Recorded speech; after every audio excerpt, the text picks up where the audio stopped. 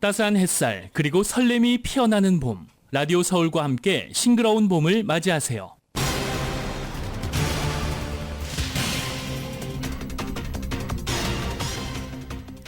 아이비리그 대학들이 어제 일제히 합격자 발표를 했습니다. 올해 하버드 대학은 코로나 팬데믹 이후 4년 만에 지원자가 가장 많이 감소하면서 합격률이 소폭 올라갔습니다.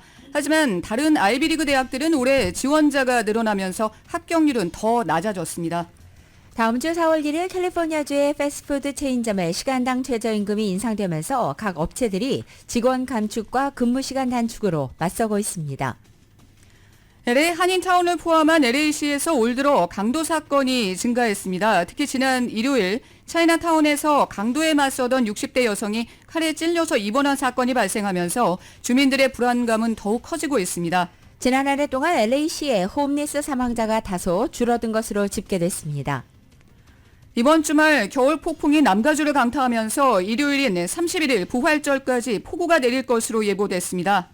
컨테이너선 충돌로 붕괴한 볼티모어항의 교량 철거 작업이 본격화됩니다. 당국은 교량 잔해 제거 등을 위해서 크레인을 실은 대규모 바지선을 이동시키고 있다고 밝혔습니다.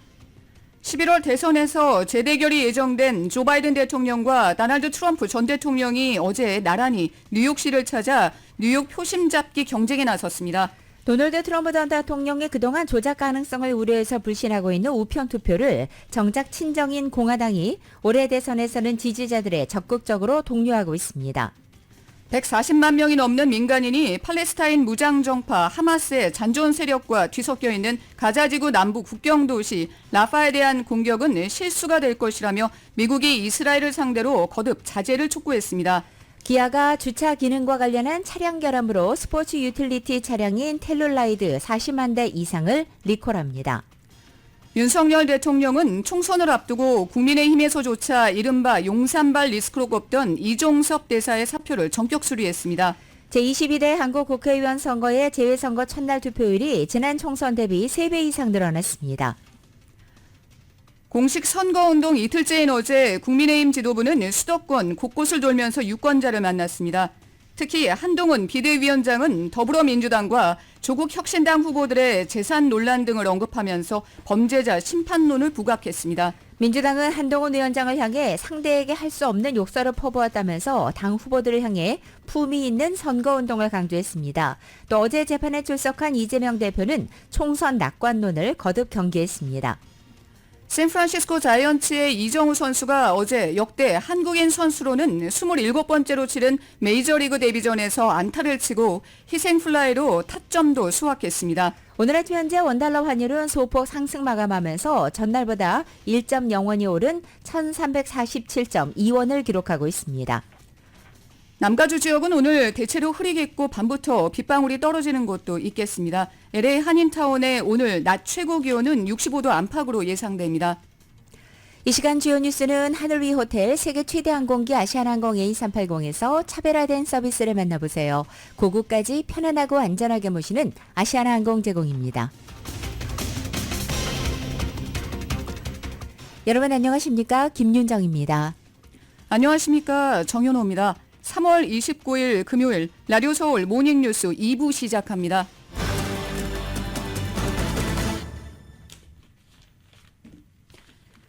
어제는 아이비데이였습니다. 아이비리그 8개 대학이 어제 LA 시간으로 오후 4시 일제히 합격자 발표를 했습니다.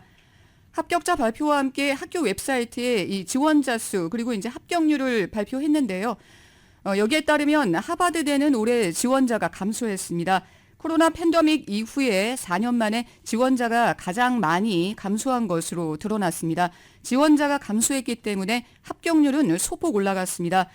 올해 합격률은 3.58%로 지난해 3.41%보다 올라갔습니다. 물론 합격률이 살짝 올라갔지만 여전히 굉장히 낮은 합격률입니다. 코로나 팬데믹 동안 SAT가 필수에서 옵션으로 바뀌었죠. 그래서 지원자가 지난 4년 동안 아이비리그 대학에서 기록적으로 늘어났습니다. 이것을 감안할 때 지원자가 줄어든 것은 이례적인 일입니다. 하버드대는 이미 지난 12월에 얼리 지원자가 큰 폭 줄었습니다. 그래서 이번에 레귤러 정시 지원자들도 큰 폭 줄어들 것으로 예상이 됐는데 뚜껑을 열어보니까 생각보다는 감소폭이 적었습니다. 이스라엘 그리고 이제 하마스전을 계기로 하버드대에서 반유대주의 논란이 일었는데요. 그것 때문에 지원자가 올해 줄어든 것으로 주요 매체들이 분석을 하고 있습니다. 지난해 하마스 공격 직후에 이 하버드대에서 학생들이 이스라엘을 규탄하는 성명서를 발표하면서 주위를 깜짝 놀라게 했습니다.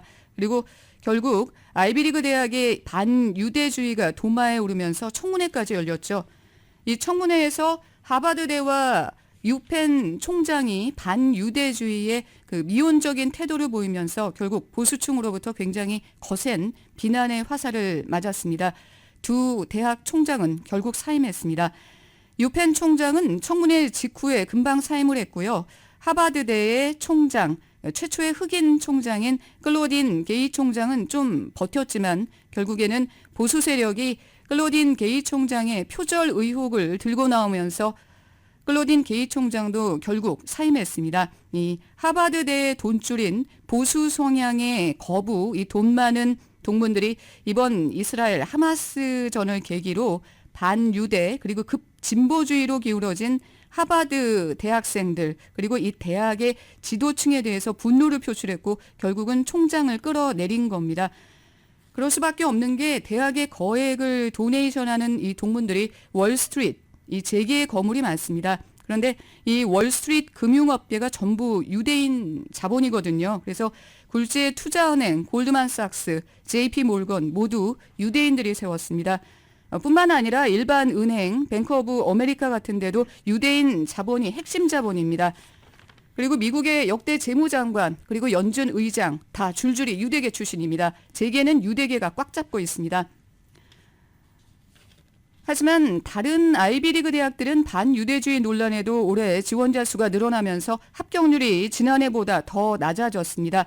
반유대주의 논란 청문회 이후에 총장이 사임한 유펜의 경우에 올해 지원자가 늘어났습니다. 하지만 유펜은 합격률은 발표하지 않았습니다. 요즘 아이비리그 대학 중에서 몇몇 학교는 합격률은 발표하지 않고 있습니다. 콜롬비아대에서도 반유대주의 때문에 지난해 유대인 학생들이 좀 몸살을 앓았습니다. 중어범죄 피해가 종종 뉴스가 됐는데요. 이 콜롬비아에서는 올해 지원자가 늘었습니다. 올해 콜롬비아대 합격률은 3.85%를 기록했습니다. 지난해 합격률 3.93%보다 더 내려갔습니다. 그리고 올해 예일과 다트머스가 지원자가 많이 늘어나면서 합격률이 역대 최저를 기록했습니다. 예일대의 합격률은 3.7%로 지난해 합격률 4.35%보다 더 떨어졌습니다. 학교 역사상 최저의 합격률입니다. 다트머스대는 올해 합격률 5%로 역시 사상 최저의 합격률을 기록했습니다. 한편 브라운대는 올해 지원자 수가 감소했습니다. 아이비리그 대학들이 대부분 다 진보적인 성향을 띠고 있는데요. 특히 하버드와 브라운은 급진보 성향을 띠고 있습니다.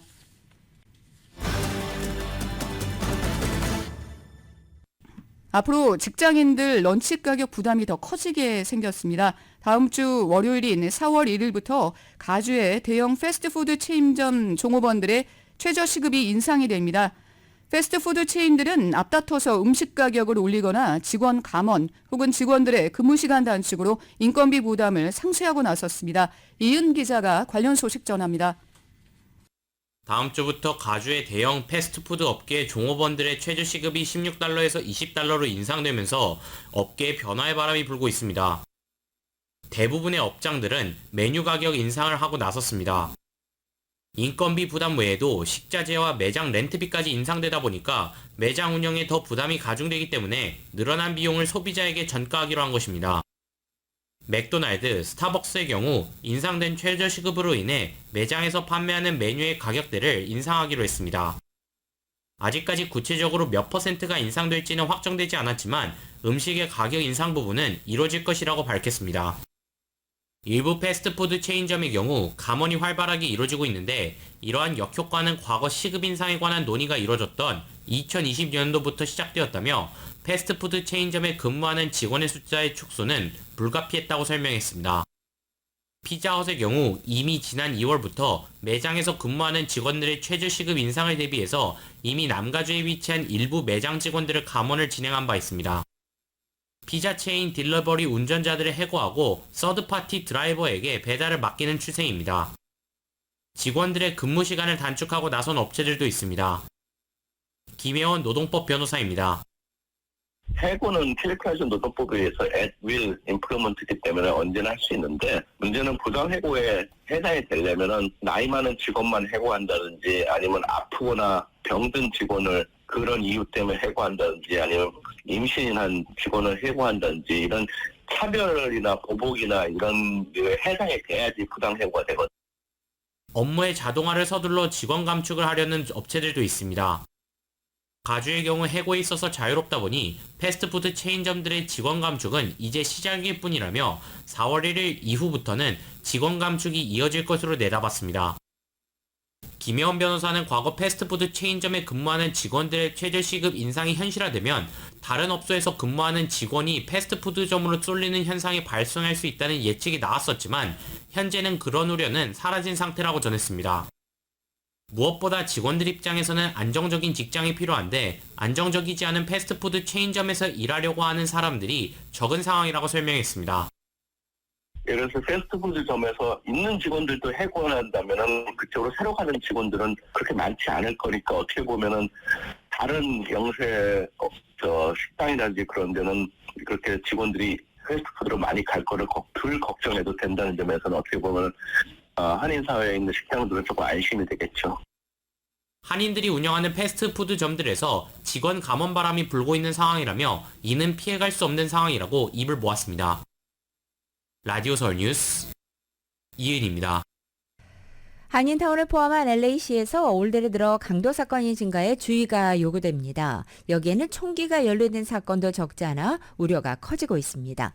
LA경찰국 LAPD 자료에 따르면 LA 한인타운을 포함한 올림픽경찰서 관할 지역에서 올해 1월 1일부터 3월 23일까지 모두 109건의 강도 사건이 보고됐고 이것은 작년 같은 기간에 18.5% 늘어났습니다. 전체 강력 범죄는 6.5% 감소했지만 강도 사건은 되레 많아진 것입니다. 또 지난 28일 통계 분석 사이트 크로스타운에 따르면 한인타운뿐만 아니라 LA 전반적으로 늘어났습니다. 올해 첫 2달간 LA 전역에서 모두 1,427건의 강도 사건이 보고됐고 이것은 작년 같은 기간보다 13.9% 증가한 것입니다. 강도 사건은 업소와 길거리에서 가장 많이 발생했습니다. 이런 가운데 도미닉 최 LAPD 국장은 강도 사건 증가 추세를 예의주시하고 있는 가운데 특히 우려하고 있는 부분은 바로 총기가 연관된 강도 사건이 적지 않다는 것이라고 전했습니다. 최 경찰국장은 최근 LA경찰위원회 회의에서 올해 첫 2달 동안 LA에서 보고된 강도 사건의 29%가 총기를 소지한 강도가 벌인 범행이었다고 밝힌 바 있습니다. 예, 세금 보고가 약 2주 앞으로 다가왔습니다. 그런데 타운의 공인회계사 사무실에 따르면 최근 강절도 홈리스가 문제가 이제 늘어나면서 밤에 타운 내 유흥업소 또 이제 식당을 찾는 한인들의 발걸음이 예전 같지 않다고 합니다. 따라서 이 치안 불안 때문에 타운 경기가 침체된 것이 지난 2023년 한 해 타운 비즈니스들에서 두드러지게 나타났다고 하는데 LA 차이나타운에서 지난 일요일 강도범에 맞서던 60대 여성이 강도범이 휘두른 칼에 여러 차례 찔리고 머리 부위를 다쳐서 병원에 입원하는 사건이 발생하면서 지역 주민들, 비즈니스 업주들은 최근 늘어나는 강절도, 홈리스 문제에 대해서 불안을 호소하고 있습니다. 보도국 뉴스룸 연결합니다. 지난 일요일 차이나타운에서 60대 후반의 여성이 강도범에게 여러 차례 칼로 찔리는 사건이 발생하는 등 최근 강도범들에게 신체적인 상해를 입는 케이스들이 부쩍 늘어나면서 주민들과 비즈니스 업주들의 우려가 커지고 있습니다. KTLA 방송에 따르면 지난 일요일 오후 차이나타운 브로드웨이 근처에서 68세의 여성 한 명이 강도범에게 핸드백을 강탈당했고 피해 여성은 강도범을 뒤따라가 핸드백을 되찾으려고 했습니다. 피해 여성은 강도범을 뒤쫓아가 핸드백 안에 신분증과 셀폰이 들어있다며 되돌려달라고 강도범에 맞서다가 강도범이 휘두른 칼에 찔려 여러 군데 자상을 입었습니다. 강도범이 피해 여성을 땅바닥에 내동댕이 치면서 피해 여성은 머리에도 부상을 입고 병원에 입원했다. 현재는 퇴원해 집에서 회복 중입니다. 당시 피해 상황을 목격한 행인이 피해 여성을 도우려다 강도범이 휘두른 칼에 부상당할 뻔하기도 했습니다. 강도범에게 수차례 칼에 찔린 피해 여성은 강도범이 핸드백을 강탈한 순간 자신도 모르게 강도범을 뒤따라가 맞섰지만 되돌이켜보면 매우 위험한 행동이었다며 절대 강도범에 맞서지 말 것을 주위 사람들에게 당부했습니다. 강도 용의자는 26세 남성으로 경찰에 체포돼 살인 미수 혐의로 구금돼 있으며 16만 달러의 보석금이 책정돼 있습니다. 이번 사건을 둘러싸고 차이나타운의 비즈니스 오너들은 최근 난폭한 강절도 행각이 급증하면서 고객들이 업소 주변의 치안 불안 때문에 업소를 찾는 것조차 꺼리고 있다고 호소했습니다. 늘어나는 강절도 행각과 홈리스 문제로 비즈니스 영업에 큰 타격을 받고 있다는 것입니다. 라디오 서울 보도국 뉴스룸입니다. 이처럼 각종 문제가 제기되고 있는 가운데 지난 한 해 동안 LA 시내 홈리스 사망자는 줄어든 것으로 집계됐습니다. 보도국 연결합니다. 지난해 LA 시내에서 사망한 홈리스 수가 전년도인 2022년에 비해서는 줄어든 것으로 나타났습니다. LA시에서는 2023년도에 900명의 홈리스가 사망했는데 해당 수치는 그 전년도인 2022년에 비해서는 줄어든 것입니다. 이중사고로 인한 사망 건수는 678건을 기록했으며 살해된 케이스는 약 40건에 달했습니다. 자연사가 160건, 16건이 자살이었으며 나머지 6건의 사망 원인은 규명되지 않았습니다. 홈리스들은 주로 길거리, 프리웨이, 터널 그리고 인도에서 숨진 것으로 확인되었으며 사망한 홈리스 인구 중 31%는 흑인으로 드러났습니다. 2023년 홈리스가 가장 많이 숨진 기간은 1, 2, 3월인 것으로 드러났으며 LA시 1지구와 14지구에서 홈리스 사망 건수가 가장 많았습니다. LA 하우징 당국은 성명을 통해 홈리스가 사망하는 사건이 줄어든 것은 다행이지만 홈리스 사망 자체는 잘못된 것이라는 입장을 밝히며 다른 커뮤니티 파트너들과 함께 홈리스 사망을 줄일 것이라는 입장을 밝혔습니다. 라디오 서울 보도국 뉴스룸입니다.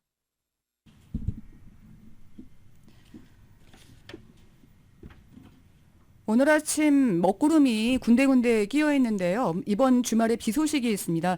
이번 주말 겨울 폭풍이 남가주를 강타하면서 일요일인 31일 부활절까지 폭우가 내릴 것으로 예보됐습니다.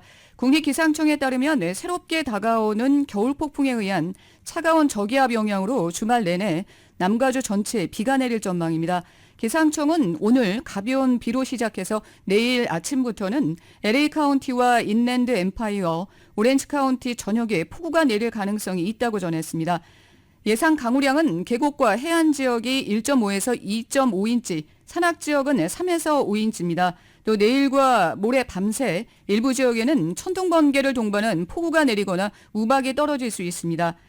기존의 폭우로 토양이 많이 물러지면서 많지 않은 강수량에도 폭우나 산사태가 유발될 수 있다고 경고했습니다. 4월 1일까지 낮 최고 기온은 60도대에 머물고 밤에도 50도대 초반까지 내려가면서 당분간은 쌀쌀한 날씨가 이어질 전망입니다. 이 드라이브 코스로 한인들에게도 인기가 높은 22번 토펜가 캐년 로드 일부가 2주째 폐쇄된 가운데 재개통까지는 장시간이 소요될 것으로 전망됩니다. 27일 현재 토펜가 타운이 위치한 그랜뷰 드라이브에서 1번 퍼시픽 코스트 하이웨이까지 토펜가 캐년 남쪽 방향 1.8마일 구간은 지난 11일에 발생했던 산사태로 17일째 자동차 통행이 금지돼 있습니다. 더욱이 이번 주말 사이 최대 4인치가량의 폭우가 예보돼 있어서 이 토펜가 캐년 폐쇄는 앞으로도 당분간은 이어질 것으로 전망됩니다.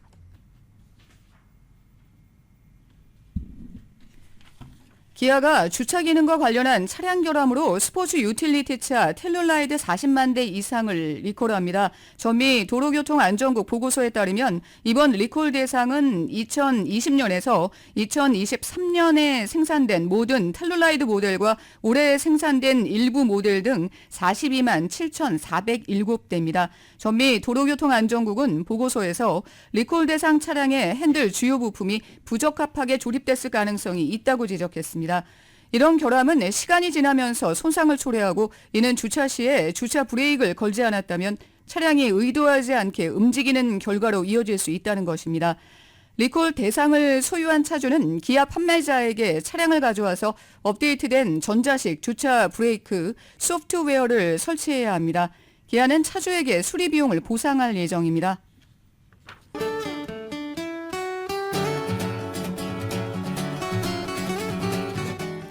3월 29일 금요일 남가주의 날씨입니다. 주말을 하루 앞둔 오늘 남가주 지역 점차 흐려지겠고 밤부터는 빗방울 떨어지는 곳도 있겠습니다. 오늘 낮 기온 어제보다 3도에서 7도가량 내려앉아서 보다 서늘하게 느껴집니다. 토요일인 내일은 하루 종일 비가 내립니다. 이스터 선데이인 일요일 그리고 다음 주 월요일 이른 아침까지는 이 비가 계속되겠고 비가 내리면서 낮 기온은 60도 내외에 그치겠습니다. LA 한인타운의 오늘 낮 최고 기온 64도, 밤 최저 기온은 52도, 오렌지 카운티 지역은 63도, 55도, 델리와 일란드 엠파이어 지역은 61도, 49도, 해안 지역은 59도, 52도로 예상됩니다. 한국은 오늘 부분적으로 맑아지겠습니다. 서울의 오늘 아침 최저 기온이 31도, 낮 최고 기온은 57도 예상됩니다. 라디오 서울 모닝뉴스 2부 이 시간은 1250만 불 교통사고 최고 보상, 교통사고 전문 천재 변호사 리차드 호프만, 또 하나의 새로운 문이 열렸습니다. 한인은행 최초로 라스베가스에 진출한 오픈뱅크, 총 20억 달러의 승소, 크고 작은 교통사고와 상해, 브라이언 타필라와 시질러 공동 제공입니다.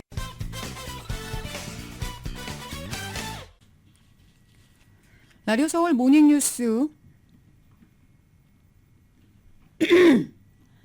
라디오 서울 모닝뉴스 함께하고 계십니다. 컨테이너선 충돌로 불기한 볼티모어항의 대형 교량 철거 작업이 본격화되고 있습니다.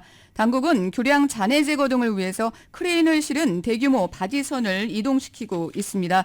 이 작업은 해군 인양부대가 주도하고 있으며 투입되는 장비는 최대 1000톤을 들어올릴 수 있는 크레인 대릭 바지선, 최대 400톤 작업 능력을 가진 회전 크레인 바지선 등입니다. 인양부대는 물속에 있는 교량 부분을 제거하고 인양하는 것을 지원할 예정입니다. 메릴랜드주는 이와 별개로 철거와 재건 작업에 필요한 긴급자금 6천억 달러를 연방정부에 요청했습니다. 붕괴 잔해 제거와 교량 제거에는 모두 20억 달러가 들어갈 것으로 보입니다. 여기에 들어가는 비용 상당 부분은 보험사가 부담할 전망입니다. 보험금은 수십억 달러가 될 것으로 보이지만 사고를 일으킨 컨테이너선이 가입한 보험사는 여러 재보험사에 연동돼 있기 때문에 특정 보험사가 파산할 가능성은 낮습니다. 이와는 별개로 전미 교통안전위원회는 사고 원인 조사를 계속 벌이고 있습니다. 이들은 사고를 일으킨 컨테이너선인 달리호에 탑승해 전자장치에 수록된 정보와 서류 등을 확보하고 선장과 선원들을 면담했습니다. 재선에 도전하는 바이든 대통령이 오바마, 클린턴 두 전직 대통령과 대규모 후원금 모금 행사에 참석해 세를 과시했습니다. 트럼프 전 대통령은 교통 단속 중에 사망한 경찰을 조문하고 엄정한 법질서 집행을 강조했습니다. KBS의 보도입니다. 미국 민주당이 배출한 바이든 대통령과 오바마, 클린턴 전 두 전직 대통령이 함께 무대에 섰습니다. 바이든 캠프가 주최한 후원금 모금 행사로 하룻밤에 2,500만 달러, 우리 돈 340억 원을 거둬들였습니다. 대통령 전용기를 함께 타고 뉴욕에 도착한 오바마 전 대통령은 바이든 대통령을 향해 대통령으로서 뛰어난 일을 한 긍정적 사례라고 축켜 세웠습니다. 바이든 대통령은 민주주의가 위태로워졌다며 트럼프 2기 체제의 위험성을 경고했습니다. 바이든 캠프는 가장 성공적인 모금 행사라고 평가했지만 행사장 밖에선 바이든 대통령이 팔레스타인 대량 학살을 조장한다고 비판하는 시위가 이어졌습니다. I do not welcome Joe Biden or the other genocidal presidents he has here tonight with him. 공화당의 트럼프 전 대통령도 같은 날 뉴욕을 찾았습니다. 교통 단속 중 총격을 당해 숨진 경찰의 장례식장을 방문해 유가족들을 위로했습니다. And we have to stop it. We have to stop it. We have to get back to law and order. We have to do a lot of things differently. 트럼프 전 대통령의 일정은 뉴욕에서 민주당 소속 시장이 취임한 뒤 경찰과 주민의 희생이 늘고 있다고 부각해 자신의 차별성을 강조하려는 전략으로 풀이됩니다. 트럼프 전 대통령은 다음 주 플로리다에서 대규모 후원금 행사를 엽니다. KBS 뉴스 임세웅입니다. 대선 우편 투표를 둘러싸고 트럼프 전 대통령과 공화당이 어긋난 행보를 보이고 있습니다. 도널드 트럼프 전 대통령이 조작 가능성을 우려해 불신하는 우편 투표를 정작 그의 친정인 공화당은 올해 대선에서 지지자들에게 적극 독려하고 있습니다. 트럼프 전 대통령의 우편 투표에 대한 반감은 널리 알려져 있습니다. 그는 지난해 12월 대선에서 우편 투표를 금지해야 한다고 촉구했으며 지난달에도 유세와 인터뷰에서 우편 투표가 조작될 수 있고 사기라는 주장을 반복했습니다. 영국 매체와의 인터뷰에서도 아무런 증거를 제시하지 않은 채 우편 투표를 할 때마다 부정행위가 발생한다. 안타깝게도 사람들은 그 사실을 말하지 않는다. 말하지 않으려고 한다라고 말했습니다. 트럼프의 이런 입장은 주요 경합주의 유권자들에게 사전투표와 우편투표에 적극 참여하라고 설득하는 트럼프 캠프 참모들 그리고 공화당 전국위원회의 계획을 복잡하게 만들고 있습니다. 공화당 당직자들은 사전투표와 우편투표 확대가 대선 승리에 매우 중요하다고 보고 있습니다. 공화당은 우편투표 동료와 투표용지 회수에 상당한 금액을 쓸 것으로 알려져 있습니다. 일부 주에서는 선거관리 당국이 아닌 자가 투표용지를 수거해서 당국에 가져다 주는 것을 허용하고 있는데 트럼프는 이런 제도를 비판해 왔습니다. 하지만 공화당 전국위원회는 우리는 어떤 방법을 쓰던 우리 유권자 단 한 명도 빠지지 않고 투표를 하게 해야 한다면서 우편투표와 투표용지 수거가 합법인 곳에서는 사용하기를 원한다라고 말했습니다. 보통 공화당 지지자들은 민주당에 비해서 우편투표를 불신하고 있습니다. 지난해 조사에 따르면 공화당 지지자 22%만 2024년 대선 개표가 정확히 이루어질 것이라는 데 높은 신뢰감을 나타냈지만 민주당의 경우에는 71%였습니다.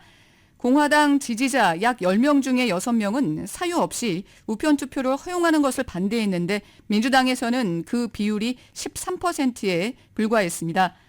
공화당 지지자들의 불신은 트럼프 전 대통령이 자신이 2020년 대선에서 패배한 이유 중에 하나로 우편투표가 조작됐다고 주장한 데서 비롯된 면이 큽니다. 중국과 대만산 반도체에 대한 의존도를 낮추려는 움직임을 보여온 미국이 반도체 공급망 다변화를 위해서 멕시코와 협력을 추진한다는 방침을 밝혔습니다. 국무부는 어제 배포한 성명에서 2022년 반도체법 칩스 액트에 따라 조성된 국제기술안보혁신기금으로 세계 반도체 생태계를 키우고 다변화하기 위해서 멕시코 정부와 협력할 것이라고 밝혔습니다. 그 첫 단계로 멕시코의 반도체 생태계 현황과 규제 틀, 인력과 기반시설 현황을 포괄적으로 평가할 것이라며 멕시코 경제부와 각 주정부, 교육 연구기관, 현지 기업들도 이 같은 작업에 동참하게 될 것이라고 설명했습니다.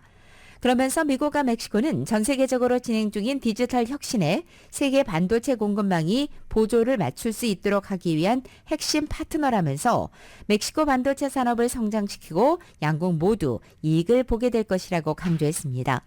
앞서 조 바이든 행정부는 2022년 8월 미국 내 반도체 생산시설 확대에 527억 달러의 보조금을 지급한다는 반도체법을 제정했습니다.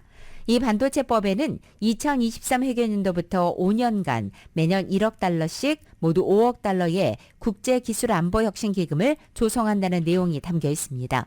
이 기금은 동맹과 협력국과의 협력을 통해서 안전하고도 신뢰할 수 있는 통신 네트워크의 개발과 채택을 촉진하고 반도체 공급망의 안보와 다양성을 보장하기 위해 쓰이게 된다고 국무부는 발표했습니다. MIT를 졸업한 곱슬머리 수재로 이름도 발음하기 참 어려운 샘 뱅크먼 프리드가 결국은 고객 자금 수십억 달러를 빼돌린 혐의 등으로 기소돼서 징역 25년형을 선고받았습니다.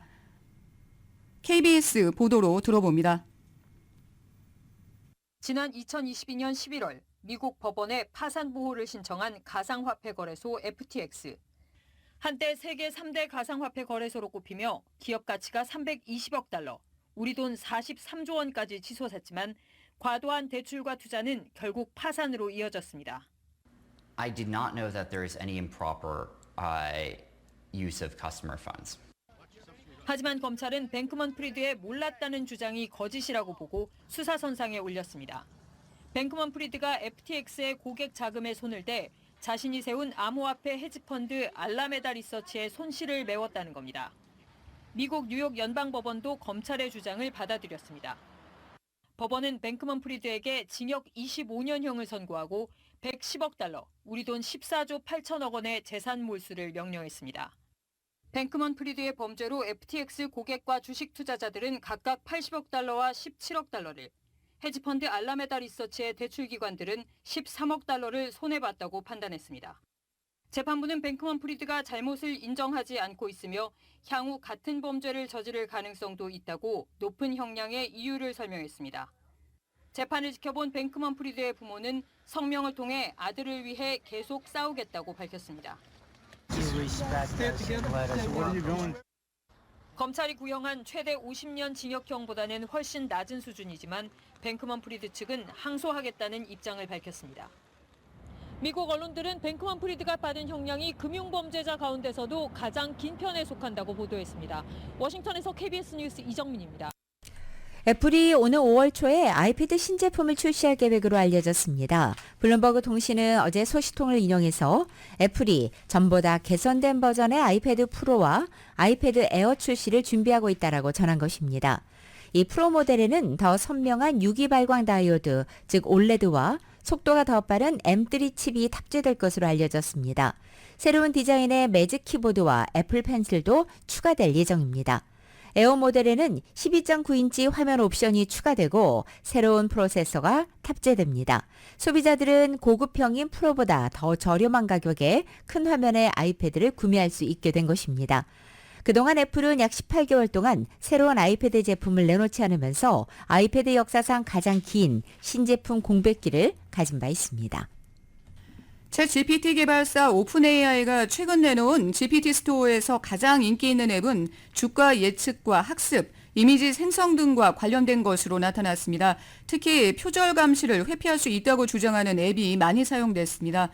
영국의 일간 파이낸셜 타임즈는 올해 1월과 2월 2달 동안 GPT 스토어에서 가장 많이 사용된 앱은 예술과 디자인 분야이며 두 번째는 교육, 학습, 세 번째는 생산성, 네 번째는 글쓰기와 컨텐츠 분야였다고 보도했습니다. 개별 앱 중에서는 미래 주가 예측, 학술 논문 검토와 요약 등의 기능이 있는 앱이 인기를 끌었습니다. 오픈AI는 지난해 11월부터 유료 사용자들이 챗 GPT의 맞춤형 버전을 만들 수 있도록 허용했고 올해 1월에는 개발자나 사용자들이 개인 맞춤형 GPT도 쉽게 만들 수 있도록 한 온라인 스토어를 출시했습니다. 이 분석에 따르면 이미지를 즉시 생성하거나 언어 간의 번역을 해주는 앱, 이력서와 자기소개서를 검토해주는 앱의 사용량이 급증했습니다. 하지만 인기 앱들은 자격을 갖춘 전문가가 검토하지 않은 재정적, 법률적, 의료적 조언을 금지하도록 한 오픈 AI의 사용 정책 위반 소지가 있는 것으로 나타났습니다. 조회수 상위 5개 GPT는 학생들이 AI를 사용해서 에세이나 답안을 작성했는지를 판별하는 탐지 도구를 피할 수 있다는 설명을 곁들이고 있습니다. 오픈AI가 학업 분야의 불공정 행위에 관여하거나 조장하는 앱을 금지하고 있음에도 불구하고 이런 회피 기능이 있는 앱은 300만 회 이상 조회됐습니다. 주가의 미래 움직임을 예측해준다고 주장하는 파이낸스 위저드 앱도 20만 번 이상 사용됐습니다. 앱 제작자는 이 앱이 과거의 데이터를 기반으로 예측한다면서 경제적인 자문의 목적으로 사용하지 않도록 경고하는 면책 조항도 담고 있다고 말했습니다. 미국과 일본이 다음 달 정상회담을 통해서 미일 안보동맹을 최고로 격상할 것으로 보입니다. 특히 작전권이 없던 주일 미군의 기능을 강화해서 올해 창설되는 자위대 통합사령부와의 지휘체계 공조를 강화할 것이라는 전망이 나옵니다. YTN의 보도입니다. 기시다 후미오 일본 총리와 조 바이든 미국 대통령이 다음 달 10일 백악관에서 정상회담을 가집니다. 두 정상은 이번 회담에서 1960년 미일 안보조약 체결 이후 최대 규모의 방위조약 개편에 합의할 것으로 전해졌습니다.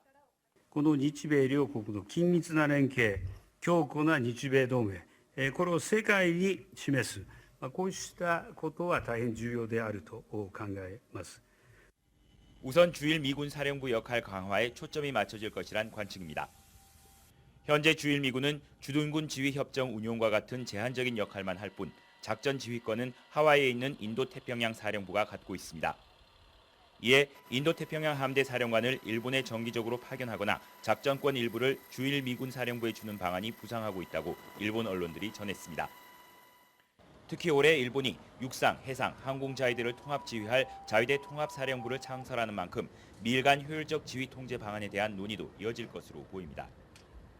미일 정상회담에서 큰 틀의 합의가 이루어지고 나면 오는 5월 미일 간 외교 국방 강요 회의 2+2를 통해 세부적인 윤곽을 잡아갈 전망입니다. 이번 미일 간 군사협력 강화 움직임은 북한과 중국을 견제하기 위한 한층 구체적인 조치라는 평가가 나옵니다. 다만 기시다 총리는 북일 정상회담의 의지도 강하게 내비치고 있는 상황. 日朝間でこの実りある関係を実現することは、これはこの日朝双方の利益にも合致する、また地域の平和と安定にも大きく寄与する。 이 때문에 한미일 협력에 균열을 내려는 북한을 어떤 패로 설득에 나설지도 관심입니다. 일본과 미국이 전에 없는 수준의 지휘 통제 공조를 위해 속도를 낼 것으로 보입니다. 다만 일본이 얼마만큼 독자적인 작전권을 가질 수 있느냐는 또 다른 과제로 떠오르고 있습니다. 도쿄에서 YTN 김세호입니다.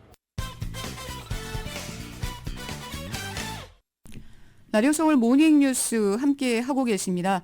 한인 일식당 업주가 남편 친구였던 스시맨에게 피살당하는 안타까운 사건이 발생했습니다.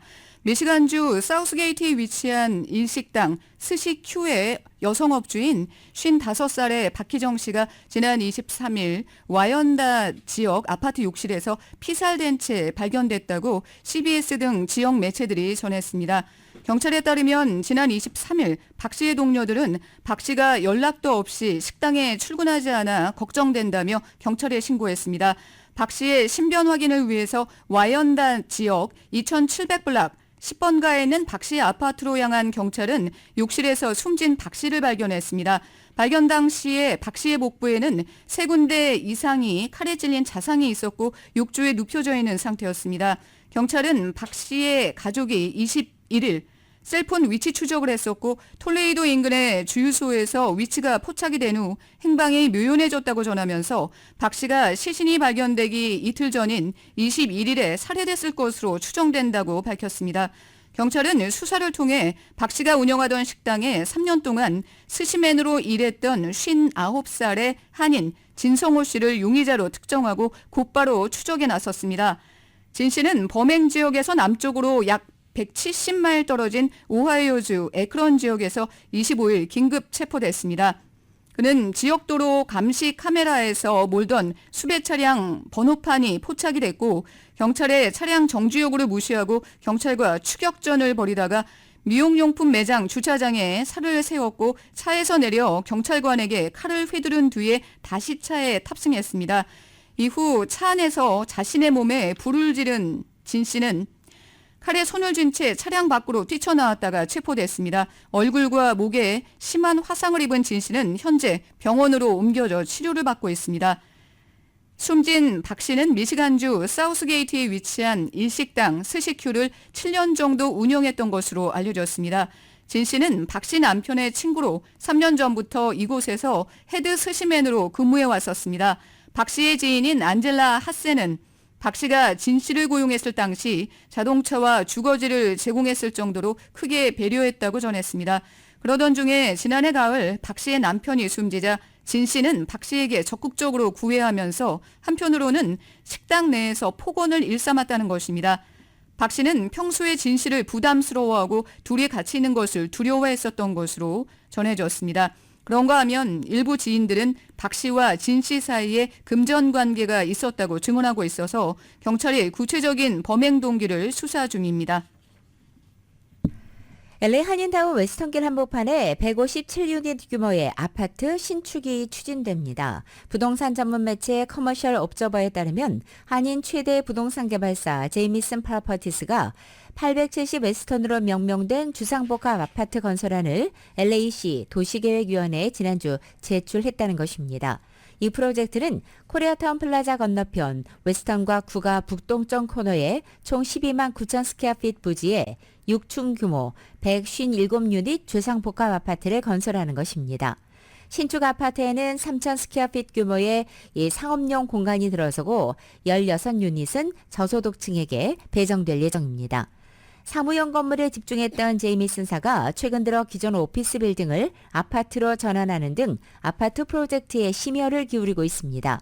제이미슨사는 870 웨스턴 한 블록 위에 웨스턴 스테이션으로 명명된 230유닛 규모의 주상복합 아파트를 공사 중이고 730 웨스턴에도 125유닛의 아파트를 세울 계획입니다. 코스코가 푸드코트에서 식사하는 비회원 단속에 들어가 논란이 일고 있습니다. 외식 비용이 급증하는 상황에서 코스코 푸드코트는 1달러 50센터, 핫도그 콤보와 저렴한 피자 등을 제공하면서 코스코 회원은 물론이고 일반 시민들도 많이 애용하고 있습니다. LA타임즈에 따르면 오는 4월 8일부터 코스코 푸드코트에서 음식을 구매하기 위해서는 회원 카드를 제시해야 합니다. 실제로 남가주에 위치한 한 코스코 매장에는 4월 8일부터 푸드코트에서 상품 구매를 위해서 유효한 코스코 회원카드가 필요하다는 내용의 공지가 부착됐습니다. 또 일부 매장에는 키오스크가 설치돼서 회원카드를 먼저 스캔을 해야 음식을 주문할 수 있습니다. 다만 상당수의 코스코 푸드코트가 매장 밖에 위치하고 있고 키오스크 설치까지 많은 시간이 걸려서 당분간은 실질적인 통제는 쉽지 않을 것으로 보입니다. 뉴욕 메트로폴리탄 교통공사 MTA가 지난 27일 이사회에서 맨해튼 도심에 진입하는 차량에 대해 교통 혼잡세를 징수하는 안을 표결에 붙여서 찬성 10일, 반대 1로 최종 승인했습니다. 맨해튼 60 스트리트 남단으로 진입하는 차량에게 부과하는 뉴욕 도심 교통 혼잡세 징수안은 오는 6월 중순부터 시행될 예정입니다. 뉴욕 도심 교통 혼잡세는 하루에 한 번만 부과되고 주간 시간대, 즉 평일 오전 5시부터 오후 9시, 주말 오전 9시부터 오후 9시까지 이지 패스 결제 기준으로 승용차는 $15, 소형 트럭은 $24, 대형 트럭 $36입니다. 이지 패스 미장착 차량은 승용차 $22 5센트, 그리고 소형 트럭은 $36, 대형 트럭은 무려 $54로 각각 요금이 늘어나게 됩니다. 야간 시간대는 주간 시간대 혼잡세의 75%가 할인됩니다.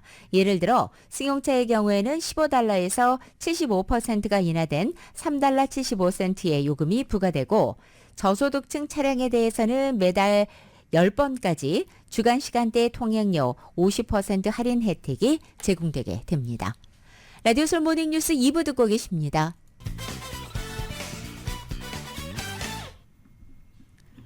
지난해 여름 흑인과 히스패닉 등 소수계를 우대하는 어퍼머리브 액션이 연방 대법원 판결로 폐지된 후 이 백인 부유층의 어퍼머리브 액션으로 불리는 레거시 어드미션, 이 동문 자녀 우대 입학이 도마에 올랐는데요. 이 프린스턴 대학이 이에 아랑곳하지 않고 레거시 어드미션을 계속해서 유지하기로 했습니다. 대학 이사회는 임시위원회를 구성해 지난 수개월 동안 입학 정책을 심의해 왔는데 이 결과 저소득층 학생에 대한 지원과 입학 기회를 늘리는 동시에 레거시 어드미션에 대해서 계속 유지한다는 결론을 냈습니다. 이 레거시 어드미션을 유지해야 동문 결석이 강화돼서 대학이 도네이션도 많이 받는다는 것인데 대학이 인다우먼트가 많아지면 학교 랭킹도 올라갑니다. 프린스턴대가 최근 전국 대학 1위를 고수하는 것도 인다우먼이 많기 때문입니다.